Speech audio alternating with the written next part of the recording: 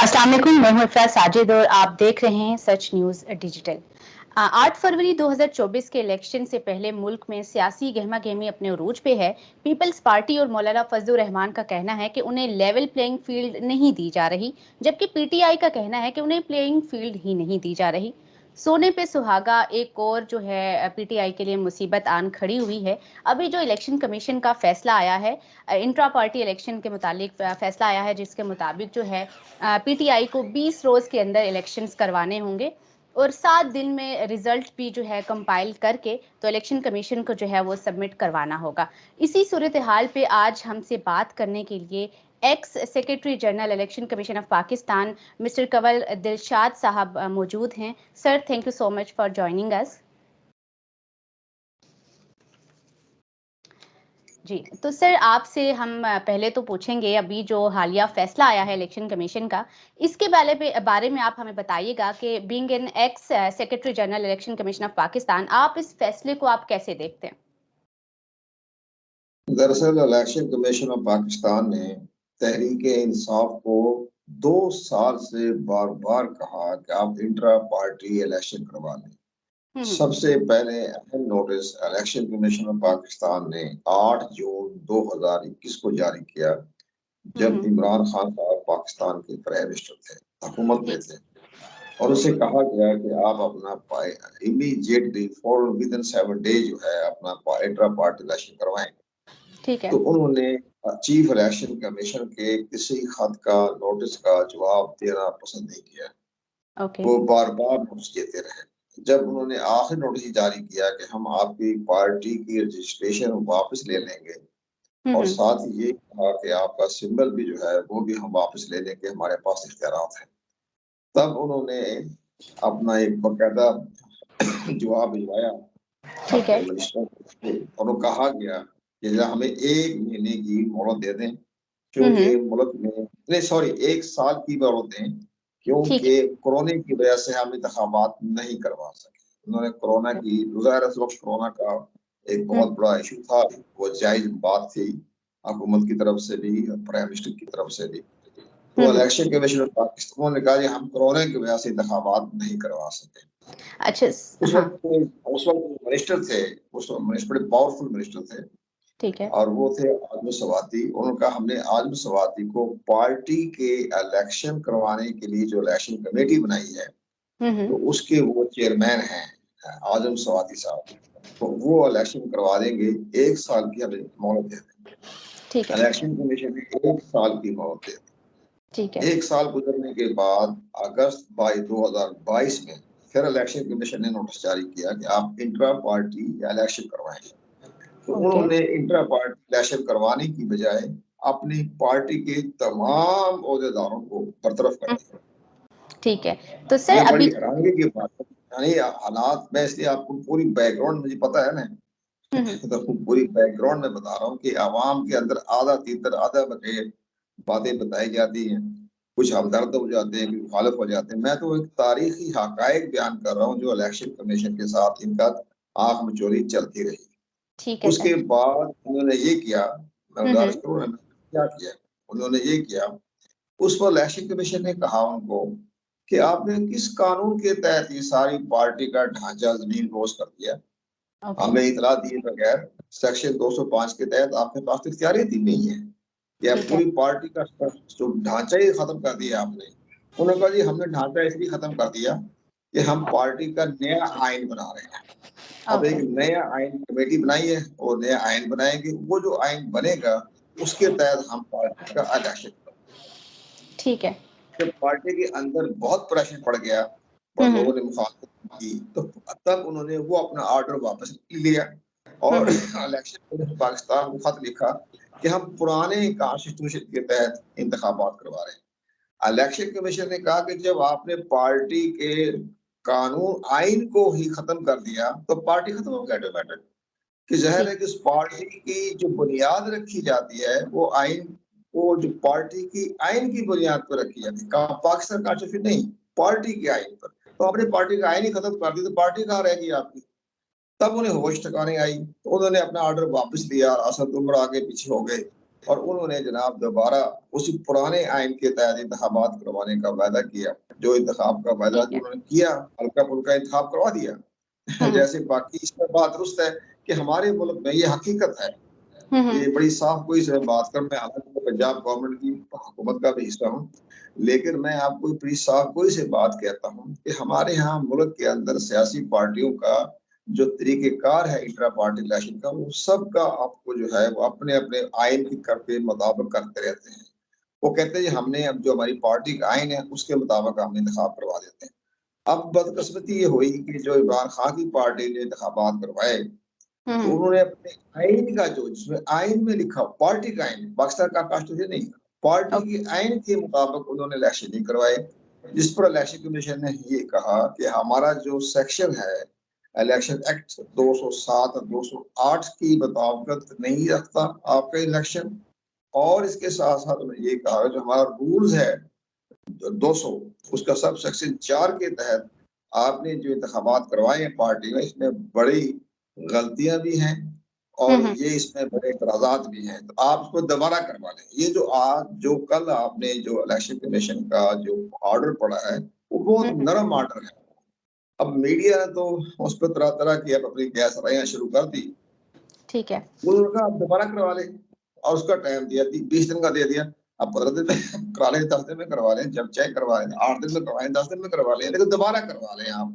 Okay. और जब तक दोबारा नहीं करवाएँगे आप, तो जैसे उन्होंने जो 8 जून 2021 को नोटिस दिया था, अगर आपने इंट्रा पार्टी इलेक्शन नहीं करवाए तो हम आपकी पार्टी का सिंबल वापस ले लेंगे। उसी तरह पर उन्होंने वार्निंग दी कि अब भी अगर हमारे इस फैसले की रोशनी में इंतखाबात ना करवाए, तो हम मजबूर हो जाएँगे, इसके संगीन नताए निकलेंगे, हम पार्टी का सिंबल वापस ले सकते हैं। तो ठीक ये है। एक उन्होंने बड़ा सिंपल सा उन्होंने एक एडवाइस का वार्निंग भी समझे, एडवाइस भी करें, इसमें कोई ऐसी बात नहीं है, जैसे हमारे मीडिया ने इसको बहुत ज़्यादा उठाया है, कि ये हम्म पार्टी की सिंबल खत्म हो रहा है या पार्टी की रजिस्ट्रेशन खत्म हो रही है, ना पार्टी की रजिस्ट्रेशन खत्म हो रही है, ना पार्टी का सिंबल वापस हो रहा है, लेकिन हदायत जारी कर दी कि आप हमारे कानून के मुताबिक आप पार्टी के अंदर दोबारा इंट्रा पार्टी इलेक्शन करवा लें। तो ठीक। करवा लेंगे 15 दिन में, 10 दिन में। बिल्कुल, बिल्कुल जी सर। सर पीटीआई के जो रहनुमा हैं हामिद खान, उनकी तरफ से भी बयान सामने आया है। अभी कल ही उनकी जो है इमरान खान साहब के भी साथ मुलाकात हुई है जेल में। तो उनके मुताबिक ये कहा जा रहा है कि अभी जो फैसला आया है इलेक्शन कमीशन की तरफ से वो तो जस्टिफाई ही नहीं है। और गौहर अली जो वकील हैं पीटीआई के, उनके मुताबिक ये कहा जा रहा है कि ये फैसला जो है वो किसी ख़ास मकसद के तहत जो है वो चलाया गया है या सुनाया गया है। तो हामिद खान साहब जो हैं उनके मुताबिक कहा जा रहा है कि जो इलेक्शन कमीशन का जो इंट्रा पार्टी इलेक्शन था वो 4 साल की उसकी मुद्दत होती है। तो उनके मुताबिक अभी तो एक्सपायरी डेट आई ही नहीं है। तो इलेक्शन कमीशन को जो पहले रिजल्ट हमने सबमिट करवाए हैं पीटीआई ने, तो वो उसको एक्सेप्ट नहीं कर सकते क्या? ठीक है, देखिए हर पार्टी का अपना-अपना नुक्ता नज़र होता है। हुँ। अब अगर उन्होंने इलेक्शन कमीशन पाकिस्तान के फैसले पर अपनी तहफ़्फ़ुज़ात का इज़हार किया है या एतराज़ किया है या उसके ऊपर उन्होंने कहा है कि जी आपने फैसला सही नहीं किया, तो हाँ, उसके हाँ। लिए तो फिर उसमें लिखा हुआ है कानून में कि इलेक्शन कमीशन पर उसी सेक्शन में लिखा हुआ है जिसके तहत उन्होंने 207, 208 का भी मैं हवाला दिया है, 215 का मैं हवाला दे रहा हूँ, तो वो सुप्रीम कोर्ट ऑफ पाकिस्तान जा सकते हैं। उस ठीक है। फैसले के खिलाफ अपील जो है, वो आला अदालतों में भी जा सकते हैं और जाके सुप्रीम कोर्ट पाकिस्तान में भी जा सकते हैं। उनके लिए तमाम अदालतों के दरवाजे खुले हैं, लेकिन टाइम बहुत कम रह गया है। बिल्कुल। ऐसा ना हो कि जब वो इलेक्शन कमीशन में अपने अदालतों में जाए, अदालतें इलेक्शन कमीशन पाकिस्तान के फैसले को बरकरार रखें। हुँ, उधर हुँ। से शेड्यूल जारी हो रहा है आपका दिसंबर के दूसरे हफ्ते में और ठीक है। 18-20 दिसंबर को कागजात नामजदगी लेना शुरू कर देंगे। तो कोई बिल्कुल। ऐसा ना हो कि कागजात नामज़दगी में आप महरूम ना हो जाएँ। आप अपना जो भी करना है चंद रोज़ में कर लें या तो नए सिरे से इंतखाब करवा लें, इंट्रा पार्टी इलेक्शन तो होते रहते हैं। हुँ, कई हुँ। कई पार्टी दोबारा इंतखाबात करवाए हैं, दोबारा करवा लें, अच्छा। इसमें क्या फ़र्क पड़ सकता है? जी सर। अच्छा, इसके अलावा जो है एक और क्वेश्चन जो है मेरे माइंड में अभी आया है कि और भी बहुत सी पॉलिटिकल पार्टीज़ हैं ऐसी जिनके खिलाफ अभी फैसला आना है इलेक्शन कमीशन की तरफ से। अभी कहा जा रहा है ज़राए के मुताबिक, सुनने में भी आ रहा है कि मुस्लिम लीग नून की तरफ से जो है उनका भी फैसला आना है और ये कहा जा रहा है कि इलेक्शन कमीशन जो है उनके जो फैसले आने हैं उनको साइड लाइन कर रही है। तो इस बात में कितनी सच्चाई है सर? नहीं, ये तो देखो बात ये है कि जो सियासी जमातें जो होती है ना, वो अपने अपने लाइनों में बात करते रहते हैं। सुप्रीम कोर्ट पाकिस्तान ने भी अगर किसी तरह से कोई जजमेंट तो नहीं आई, अगर उन्होंने रिमार्क्स दिए हैं तो हम उस पोजीशन में नहीं है कि हम उनके सवालों का जवाब दें। इस लिहाज से कि हमारी पोजीशन ये भी है कि मैं पंजाब गवर्नमेंट में वजारत कानून मेरे पास है, तो हमें बिल्कुल। थोड़ा-सा मोहतात रवैया इख्तियार करते हुए हम अदालतों का भी एहतराम करते हैं, साथी जमातों का भी एहतराम करते हैं। हमारी नज़र में तमाम साथी जमातों का मकाम जो है वो बराबर है, इक्विवेलेंट है, और हमारा किसी पार्टी के साथ कोई ऐसा इख्तिलाफ भी नहीं है, ना हमारे के साथ कोई कोई किसी किस्म के हमारे साथ के मामलात हैं। हम आप बड़ा एहतराम करते हैं। अब आपका जो सवाल है वो हाई कोर्ट, सुप्रीम कोर्ट के मामले में अमल दखल है, उस पे हम बात नहीं करेंगे। लेकिन बहरहाल इलेक्शन कमीशन भी अपना फैसला करते वक्त भी बड़ा मुहतात है, और पंजाब गवर्नमेंट भी अपने मामले में बहुत मामले में मुहतात है। अपना सारा काम तामीराती पे जा रहा है, कंस्ट्रक्शन पे जा रहा है, सियासत में इनका कोई अमल दाखिल नहीं है। जैसे पंजाब हुकूमत ने बार-बार मैं कहता हूँ किसी तरह तशरीफ लाए, पंजाब हुकूमत की कारकर्दगी देखें। मैं इसलिए कि पार्टी का मैं हुकूमत का हिस्सा हूँ। मैंने साफ बात कर रहा हूँ कि जनाब इन्होंने पंजाब को नया मॉडल बना दिया है। वो जो बिल्कुल। 10-12 साल से हमारे मंसूबे सियासी जमातों ने अल्तवा में रखे हुए थे, वो 8 महीने मुकम्मल हो गए। आप पूरा लाहौर पूरा पूरे पंजाब का नक्शा बदल गया है। तो ये तो हमारी गवर्नमेंट का हिस्सा है। लेकिन जहाँ तक सियासी जमातों के बारे में रिमार्क्स है, इख्तिलाफात देते हैं, वो तो हक बनता है। हम उनकी इज़्ज़त करते हैं, रिस्पेक्ट मेरे लिए तो तमाम सियासी जमातें, मेरा ज़ाती तौर पर तमाम सियासी जमातें मेरा एहतराम करती है। और बिल्कुल। हमने कोई ऐसी बात नहीं कही जिससे उससे दिल आज़ारी हो। अब जो मैंने पूरा नक्शा खींचा है ना आपका तहरीक-ए-इंसाफ के इलेक्शन का, ये हकीकत पे मबनी है। इसका मुझे पता है कि जिस तरह अंदाज़ से इलेक्शन कमीशन ने बार-बार खत लिखे कि आप इंतखाबात करवा लें, तो नहीं करवाए। अब कभी पार्टी का आइन का सहारा लिया, कभी किसी भी पार्टी का, कभी कोरोना का सहारा ले लिया, तो ये सारे मामलात देर हो गई। अब भी हमसे आपके प्रोग्राम की रसातल से ये कहेंगे कि आप जल्दी कर लें, इंतखाबात करवा लें, इंटर पार्टी इलेक्शन, क्योंकि 14-15 दिसंबर को इलेक्शन शेड्यूल आ रहा है। ओके सर, जब अब इलेक्शन शेड्यूल आएगा तो 3-4 दिन ही मिलेंगे आपको कागजात नामजदगी जमा कराने के लिए। तो फिर बेहतर नहीं है कि उससे पहले-पहले आप अपने सारे मसाइल हल कर लें। इलेक्शन कमीशन पाकिस्तान बैठकर तनकीद करने की क्या ज़रूरत है? वो भी बिल्कुल। आइन और कानून के मुताबिक सवाल करते हैं, आप भी हाँ। आइन और कानून के मुताबिक जवाब दे दें। सर, नेक्स्ट क्वेश्चन आपसे मेरा ये है, जैसे आपने अभी बात की कि दिन बहुत कम है, तो अभी देखा जाए तो जो चेयरमैन हैं पार्टी के वो भी जेल में हैं, वाइस चेयरमैन भी जेल में हैं, और अरकान कौमी और सूबाई असम्बली वो तो फूल की पत्तियों की तरह जो हैं वो बिखरे हुए हैं, पता ही नहीं है कि कहाँ हैं, कुछ मुस्ताफ़ी हो चुके हैं।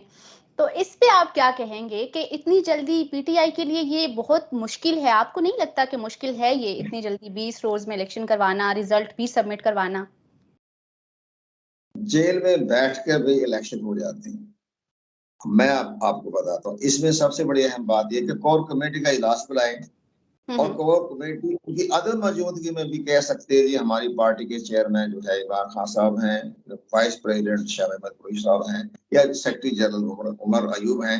वो तो वहाँ बैठ के भी एक अपनी करारदाद की सूरत में हाथ खड़े करके जो भी जिस तरह बाकी जमातों ने इंतखाबात करवाए हैं, ओके, उसी तरह ये भी अपना इंतखाब करवा दें, कह दिए हमारे सब इंतखाबात हो गए।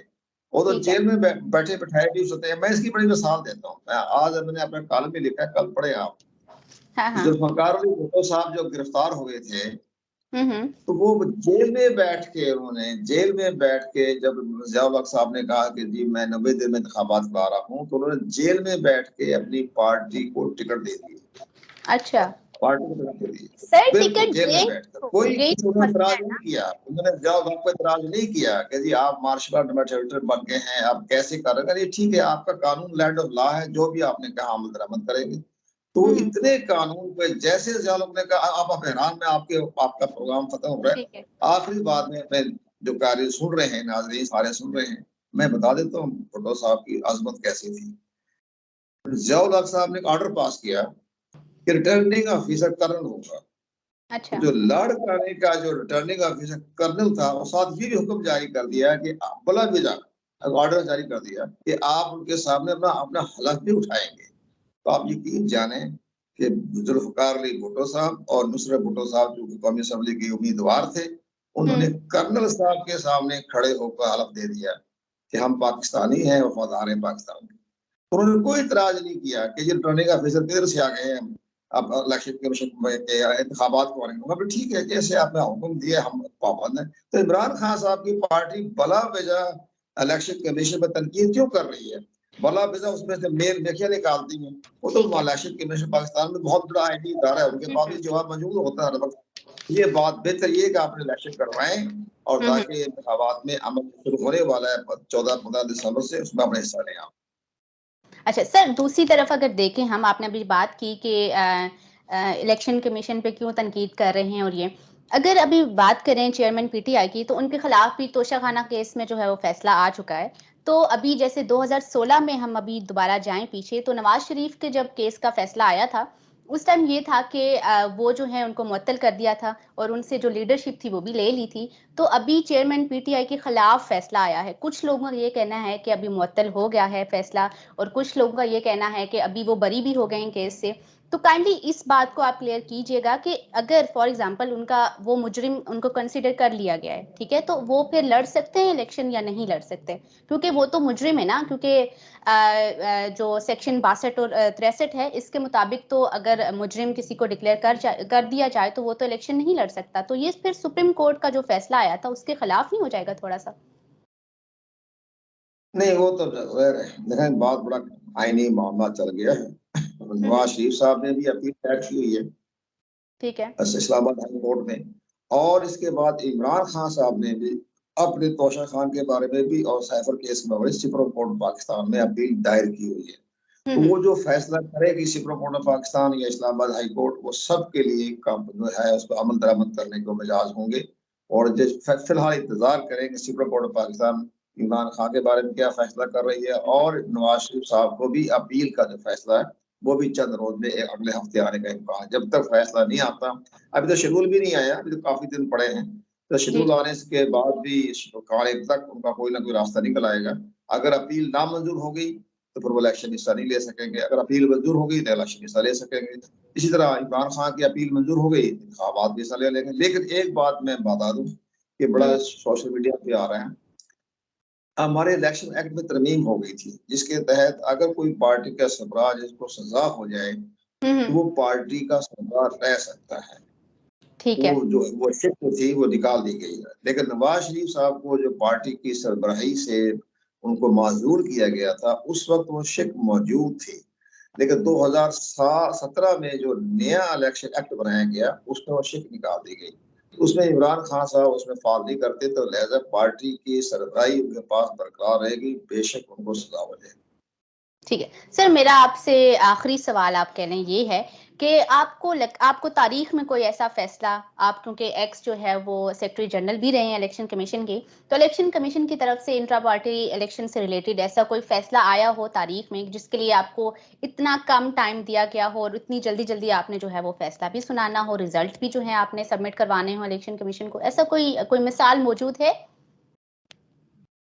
माजी में ऐसा कोई फैसला नहीं आया कि जिससे जी। इंट्रा पार्टी इलेक्शन जो है वो कामयाब करार दिए गए, तो इन्होंने इतनी गलतियां की हैं, बिल्कुल उसकी इतनी खिलाफ वर्जी की हैं, और फैसला जी। पड़ेगा मुकम्मल तौर पर उसकी वजह से इलेक्शन में बाला ये कहा कि आप इंट्रा पार्टी इलेक्शन दोबारा करवा लें।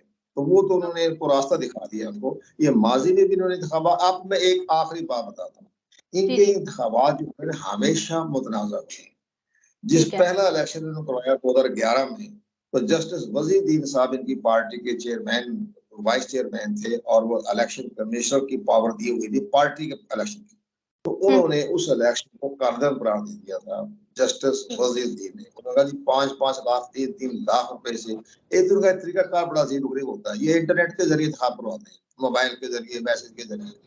वो उसमें वो हुआ कि उसने जस्टिस वजीरुद्दीन की रिपोर्ट पढ़े, उन्होंने कहा ये इलेक्शन कानून करार दीजिए, ये सब जाली हुआ है। ये जस्टिस वजीरुद्दीन जो कि पार्टी का नायब चेयरमैन थे मौजूद शख्स। नंबर 2, इसके बाद इन्होंने वो जो चले गए छोड़ के, उनको निकाल दिया गया जस्टिस वजीरुद्दीन को। तो आप हामिद खान से पूछें, हामिद खान भी यही कहता है कि जनाब वो इलेक्शन गलत थे। इसी तरह से जो तस्लीम नूरानी साहब को बनाया गया चीफ इलेक्शन कमिश्नर, हुँ, हुँ। उन्होंने 3 महीने के बाद कहा जी आपने हाथ खड़े कर दिए जनाब, आपके अंदर ऐसा कॉम्प्लिकेटेड मामला है कि मैं इसमें कंट्रोवर्सी में नहीं पड़ता। वो 2016 में वो भी पीछे हट गए। तब बाद में आजम सबाती को बनाया।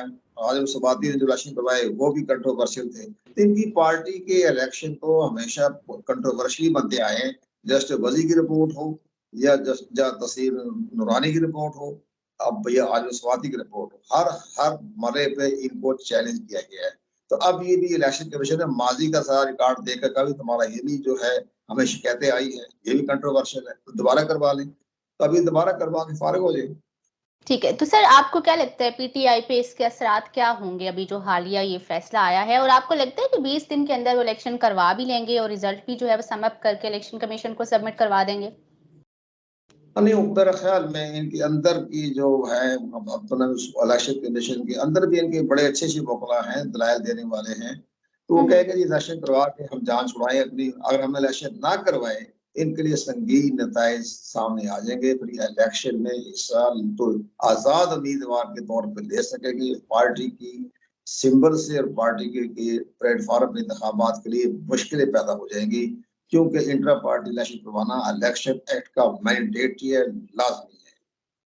ठीक है सर, अभी अब जाते जाते आप ये भी बताते जाइएगा कि अभी 8 फरवरी को इलेक्शंस होने हैं, तो हम उम्मीद क्या रखें? साफ शफाफ इलेक्शन इस दफा होंगे? जो हम सुनते आ रहे हैं कि साफ शफाफ इलेक्शंस होंगे, होने हैं, आइंदा होंगे, तो अभी आपको क्या लगता है होंगे या नहीं होंगे?